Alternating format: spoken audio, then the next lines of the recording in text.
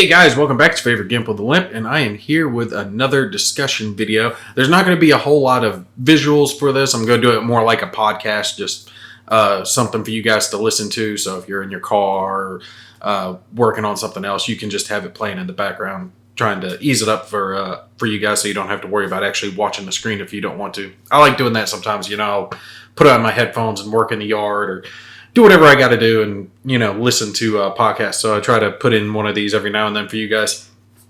All right.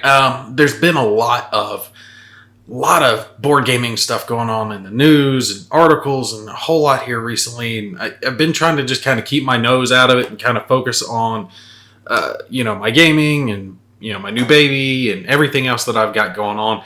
But I saw an article recently that really shocked me, and I was like, you gotta be kidding me. So I knew I had to address it. It's like I said in a previous discussion, that if you have the ability to do something, then you have the responsibility to do something. So if you can act, you should act. And this hobby means a lot to me. I've devoted a lot of hours to it, and like I've said, others have dedicated their lives to it, their careers to it. And I want to see it prosper. I want to have my children grow up and carry on the tradition, having war games everywhere, and all that cool stuff. I mean, if they want to do other stuff, more power to them. But, all right, you guys, I'm sure you've seen it. If you paid attention to any of the groups on Facebook, it was posted a couple of different times. And the article that really got to me, made me think, okay, I've got to say something, is the one where a father and son ended up having a run-in with the police over wargaming. Okay, they have, to start off, they've got a YouTube channel of their own where they do wargaming videos similar to the stuff that I do and plenty of others do. They're based out of the UK, and it's called Imperator Vesparian. Hope I said that right. Nice family, nice wholesome family doing, a nice hobby together, father and son, bonding over something like that. It's stuff that I want to do with my own damn kids. That's what really got me, is I'm sitting here going, are the police going to question my children one day because of my hobby? That's what really got me. All right, but the general story, I'm not going to go over all of it. I'll put a link in the description if you haven't read the article. That way you can read the generals of what happened to this family. By the way, they do have a channel update where they address the controversy and why they went silent for 6 months on their own channel. So make sure you go check that out if you want to see it.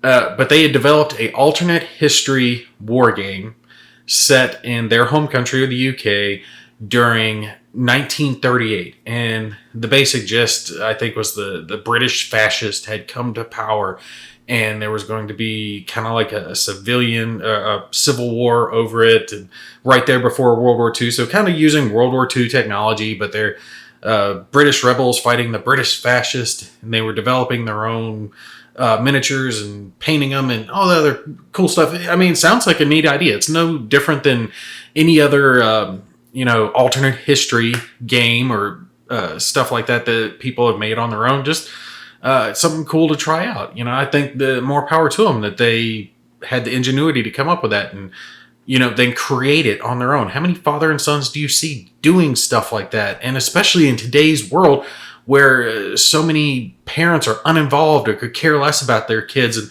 this dad's going out of his way to spend time with his kid and have a hobby that they're doing together. They should be commended, not questioned by the police.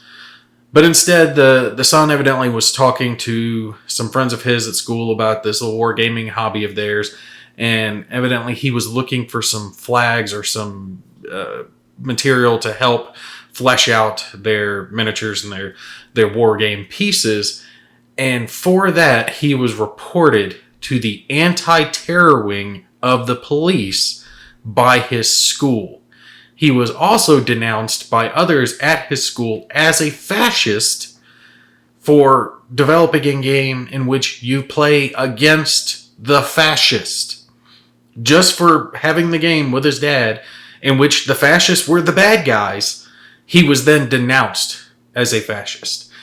The police, thankfully, They did their investigation, which evidently was fairly lengthy, and they were found innocent. Obviously, like the police were actually aghast that it had even been reported to them in the first place, right? And they actually took some type of action against the school. I looked, I couldn't find. If one of you guys find out what it was, even if it was just the school being reprimanded, I'm not too sure what happened there. Just that they said the police did take action against the school for reporting them. So at least that came out good. But you feel bad that during this time they sold off a lot of their wargaming material and they just didn't even want to do it.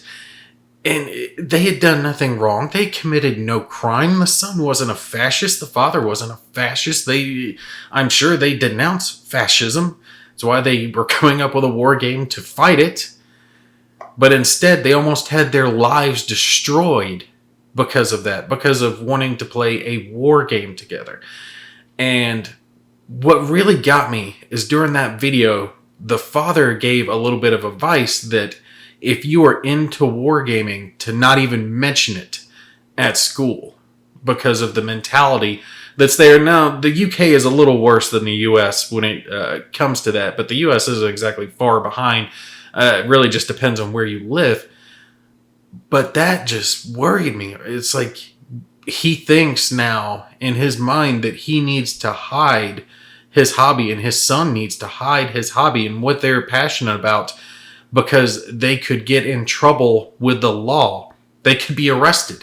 Or you could have another, incident like this where the anti-terror wing of the police are investigating you for playing a war game. And that part is what was really shocking to me and made me go, okay, I got to say something. I've got to make a video. I want to try to steer away from this stuff as much as I can.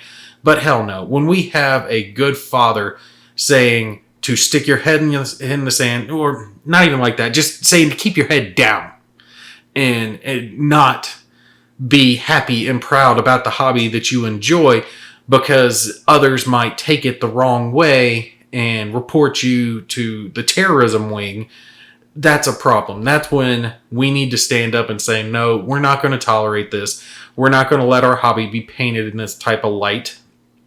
I mean, what's next? Are they going to take and start gathering up D&D players because they're being accused of being witches or warlocks or goblins or some type of shit? It's ludicrous. It's outrageous.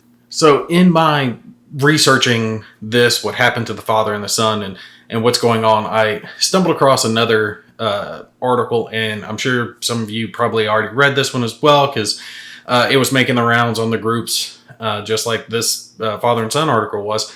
And it was actually by the New York Times. It was by a guy named Kevin Draper. Hope I said that right. But this guy wrote a atrocious article titled something like, "Should board gamers be allowed to play as Nazis and Confederates," and whatever the hell else he put down.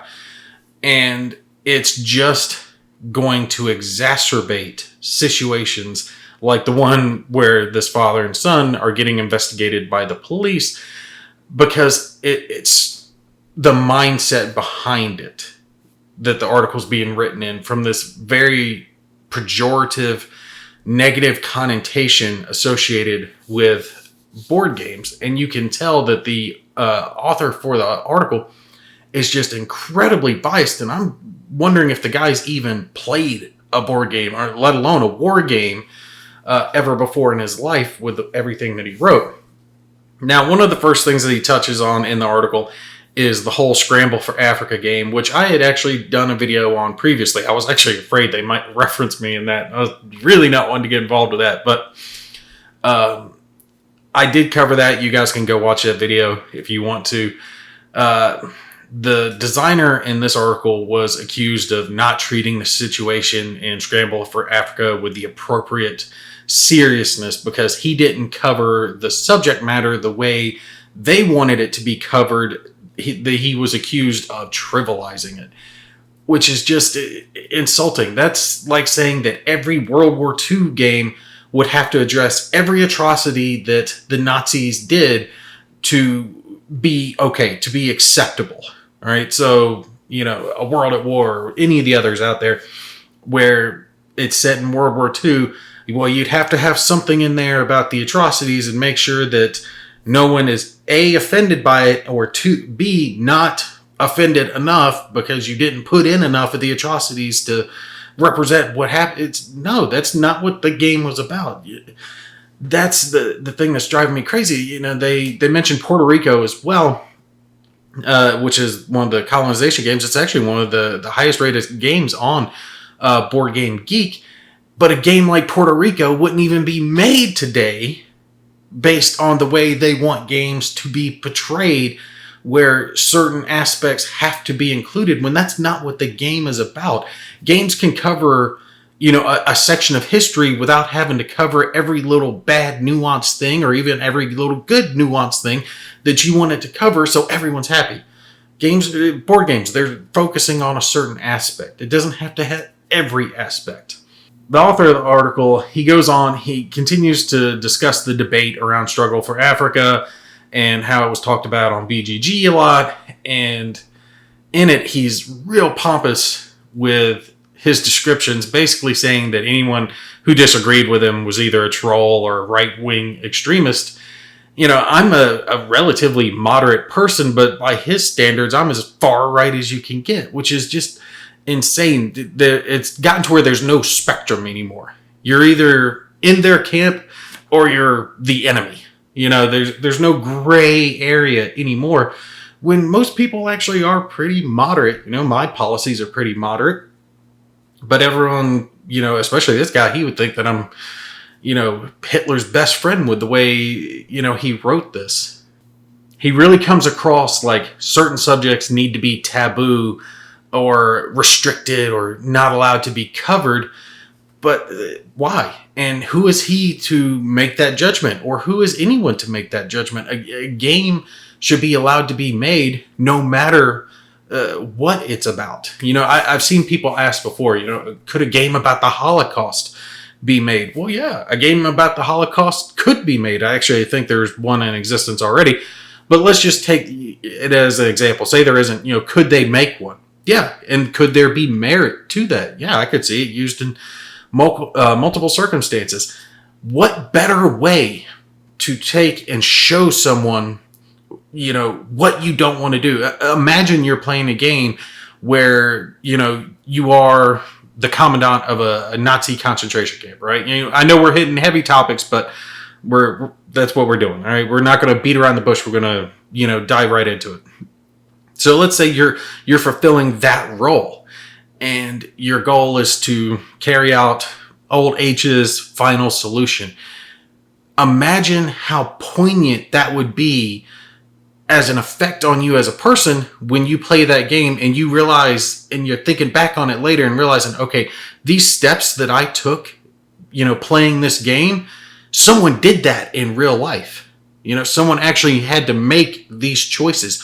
What could have been going through their mind? What could they have been thinking to let themselves be persuaded to make this type of choice in regards to another human being, in regards to men, women, children? How demented or how, warped does your mindset have to be able to make the choices that a person in that position would have had to make? When I was in college, I took a lot of history courses. I majored in history. But one of the courses I took was a course specifically on the Holocaust.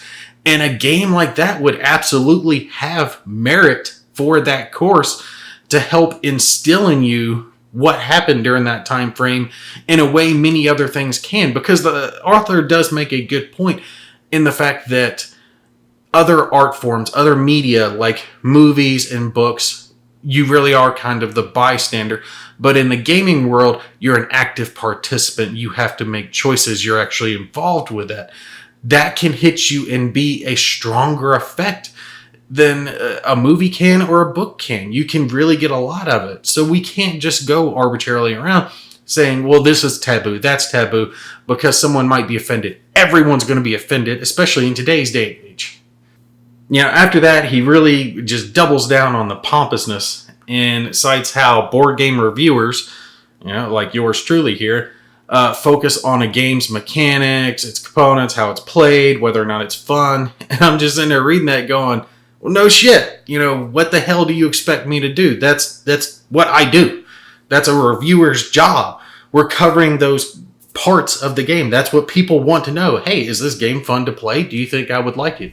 Yes, no, maybe, other, check one of the boxes.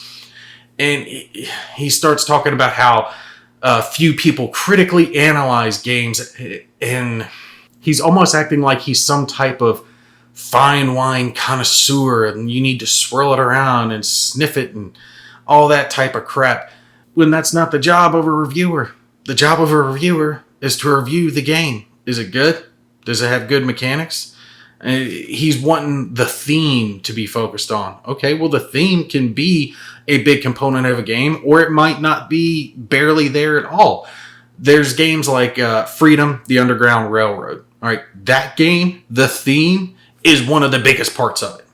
That is a game that I wonder, could it be even released in today's world? And it has high marks. It's an excellent game. I unfortunately have not had the chance to play it. I am definitely going to try to get it because I did a little digging into it before I did this video, and it just looks like an excellent game. But it has a deep theme that talks about parts of history that people should know about. I mean, what better way to learn about things? There are some people out there that don't like to read books or don't want to watch it in a movie. I remember when I was a kid, plenty of the children around me didn't want to read the book, or they would yawn when the teacher would put on some video.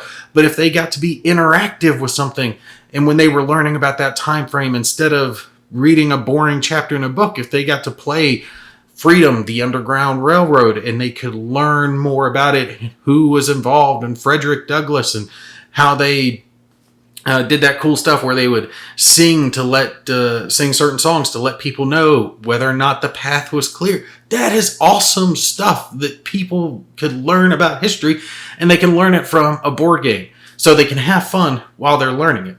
So yeah, it's great to look at the theme of a game if that's the purpose of it. But when it comes to plenty of the war games, the theme really isn't that big of a deal. A lot of it comes down to tactics and strategy. That's the focus of the game.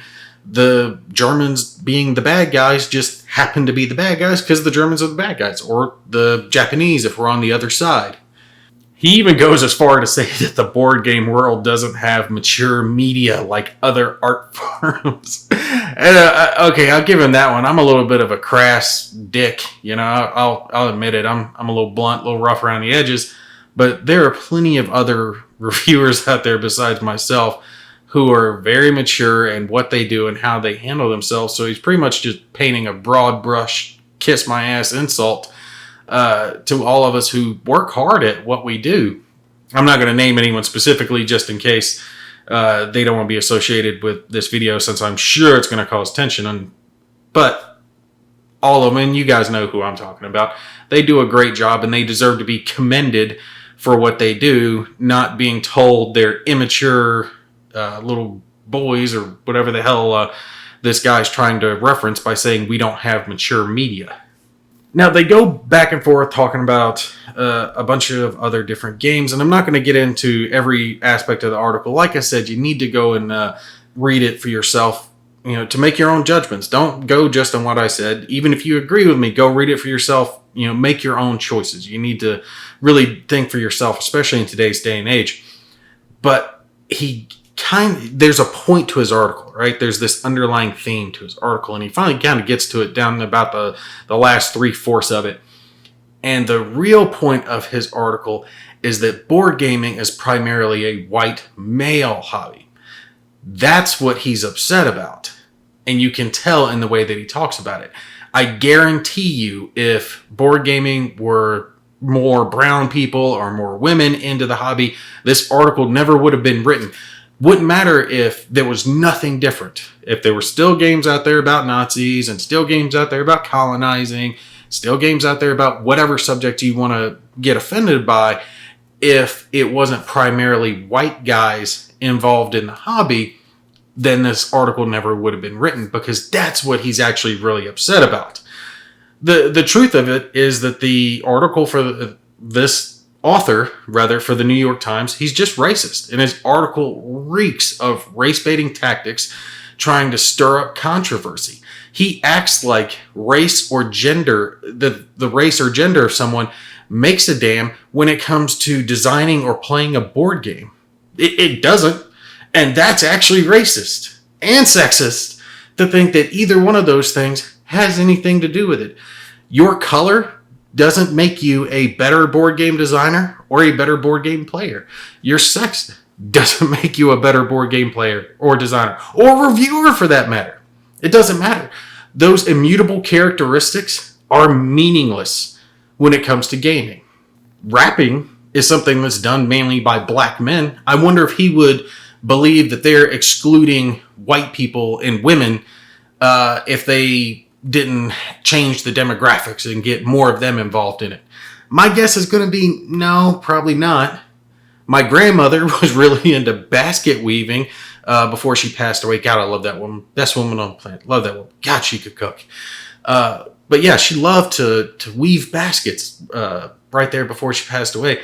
And that hobby, she would get together with a lot of her little old lady friends and they would weave baskets, to their heart's content. And it was mainly composed of older women who were involved with that.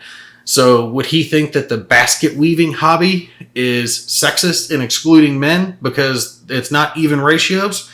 My guess is going to be no, probably not. What it comes down to is that the demographics of those who freely choose to get involved in board gaming or wargaming or tabletop gaming, whichever, they don't align with what he wants them to align with. He doesn't believe in freedom or letting people decide for themselves what they want to do with their lives. He believes that what you look like and what you have between your legs is the top priority, and that's a mindset we can't allow. That's a mindset we can't allow in wargaming, board gaming, either. Your sex, your gender, your race, all that crap doesn't matter. But he wants to act like it does matter. A little while back we had Gamergate, which was, Video Gamergate. And at the end, they came out on top. The video game reviewers, for the most part, came out on top after their hobby. And mine too. I mean, hell, I play video games. But they were trying to paint it mainly as sexist, but of course a little racist too. They were attacked constantly. Video games are racist. Blah, blah, blah. They, especially the reviewers and the bigger names in the industry, stood together and said, nope, we're not going to let you paint us as bad people or sexist because we're not and the hobby's not. It's expanding even into other demographics. And they came out on top. And we as gamers, board gamers, war gamers, we need to do the same thing and unite and not allow articles like this to stand unchallenged. Even though my voice is small, I'm not afraid to stand up and fight for what's right when it comes to our hobby, because I want our hobby to exist tomorrow. I want your kids to be able to play with you without fear of the police questioning them at school because someone's upset about the subject matter of a friggin' board game.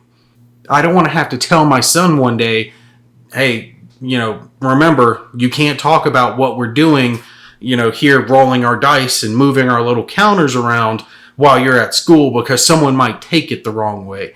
I don't want him afraid to talk to his friends about his hobbies. Or I don't want my little girl who loves come running in and rolling the dice with daddy to not be able to do that because someone at her elementary school might take it the wrong way. We all know that board gaming, wargaming, it's an open community. It's open to people of all races, sexes, creeds. We're not prejudiced. So let's not let a little a-hole who has an agenda write an article like this and get away with it trying to paint us as Nazis or bad people or Confederates or whatever the hell else he's trying to say.